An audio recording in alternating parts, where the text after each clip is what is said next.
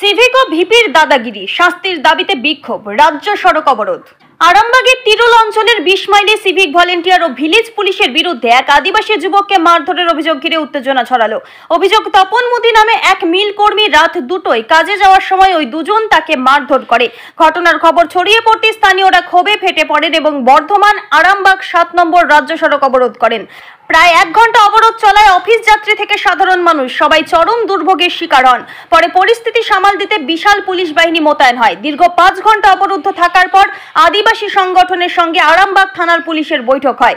Police অভিযুক্তদের বিরুদ্ধে উপযুক্ত শাস্তিমূলক ব্যবস্থা নেওয়ার আশ্বাস দিলে অবরোধ উঠে যায়। অভিযুক্ত সিভিক ভলেন্টিয়ার ও ভিলেজ পুলিশের বিরুদ্ধে কঠোর পদক্ষেপের দাবি জানিয়েছেন আন্দোলনকারীরা। বলছি, আপনাকে সিভিক পুলিশরা কি দিয়ে মেরেছিল? নাম বলতে হবে। বলছি, কি দিয়ে আপনাকে মেরেছিল? কিসে করে? লাঠি আর রড? ওজন কোনখানে মেরেছিল?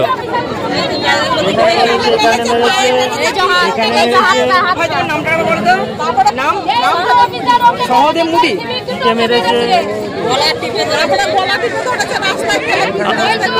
আপনার নাম কি? সহদেব মুদি। বিজমাইলে বাড়ি। বাড়ি কোথায়?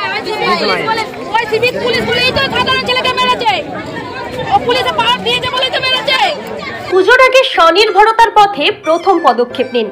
বাড়ির কাজ বা পড়াশোনার পাশাপাশি আয় করতে চান? সেলাই শিখে নিজের পায়ে দাঁড়ান। ড্রয়িং সহ কাটিং সেলাই শিখুন সহজ পদ্ধতিতে, অল্প খরচে ও কম সময়ে। আজই ভর্তি হন দীপা সেলাই সেন্টারে। প্রশিক্ষণের শেষে পাবেন সার্টিফিকেট। ঠিকানা ডাউকিমারি রামভোলার মাঠ এবং কালীরহাট বিদ্যালয় পাড়া।